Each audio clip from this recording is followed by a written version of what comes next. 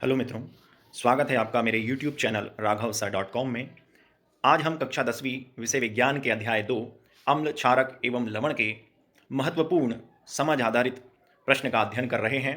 आज का हमारा प्रश्न है, आवर्त तालिका के समूह 2 के एक तत्व का सल्फेट लवण एक सफेद एवं मुलायम पदार्थ है। इसकी लुगदी बनाकर इसे किसी भी आकार में ढाला जा सकता है। यदि इस यौगिक को कुछ समय के लिए वायु में छोड़ दिया जाता है तो यह एक ठोस पदार्थ बनाता है जिसे ढालने के उद्देश्य से प्रयुक्त नहीं किया जा सकता।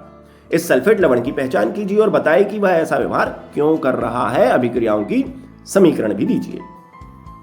तो सबसे पहले प्रश्न जैसा कह रहा है वैसा हमें करना है। प्रश्न ने सबसे पहले कहा हमें आवर्त सारणी के समूह 2 के तत्व का सल्फेट लवण।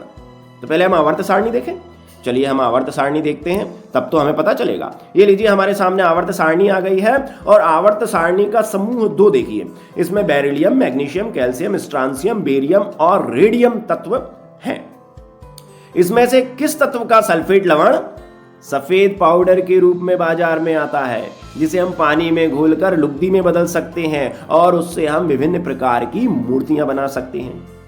तो आपको कुछ कुछ याद आ गया होगा। जी हां, आवर्त सारणी के समूह 2 का तत्व कैल्शियम का सल्फेट लवण, कैल्शियम का सल्फेट लवण CaSO4, ये बाजारों में आता है, पाउडर के रूप में मिलता है, जिसे हम घर में लाकर पानी के साथ घोलकर लुगदी बनाते हैं और उससे हम विभिन्न आकारों में ढाल सकते हैं। तो हमें पदार्थ की पहचान हो गई कि किस तत्व का सल्फेट लवण है। वो कैल्शियम तत्व का सल्फेट लवण है और उसका नाम क्या है? उसका नाम प्लास्टर ऑफ पेरिस है।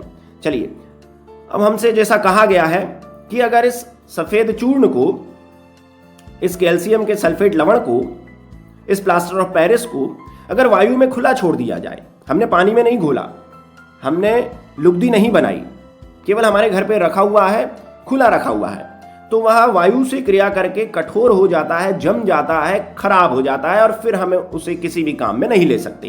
तो ऐसा क्यों हो रहा है? क्योंकि जब पीओपी को खुला रखा जाता है तो यह सफेद चूर्ण वायु की नमी, आर्द्रता को सोख कर पुनः कठोर जिप्सम में बदल जाता है।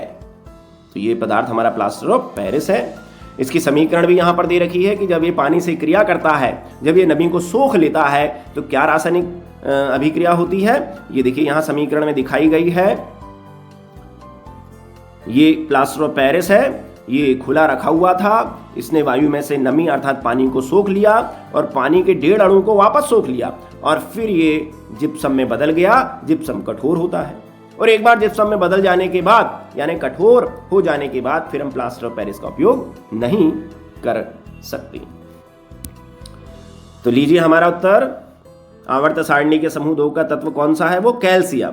कैल्शियम तत्व का सल्फेट लवण एक सफेद मुलायम पदार्थ है। देखो चित्र में भी दिख रहा है। एक लुगदी बनाकर इसे किसी भी आकार में ढाला जा सकता है, इससे मूर्तियां बनाई जा सकती हैं। इसका सामान्य नाम प्लास्टर ऑफ पेरिस, रासायनिक नाम कैल्शियम सल्फेट हेमीहाइड्रेट तथा सूत्र CaSO4 1/2 यानी हाफ H2O है। जब इसे वायु में खुला छोड़ते हैं तो यह नमी से क्रिया करके पुनः कठोर जिप्सम में बदल जाता है, खराब हो जाता है और पुनः इसको प्रयुक्त या उपयोग में नहीं लिया जा सकता। और इसकी रासायनिक समीकरण भी यहां दिखाई गई है। उम्मीद है आपको यह वीडियो बहुत पसंद आया होगा।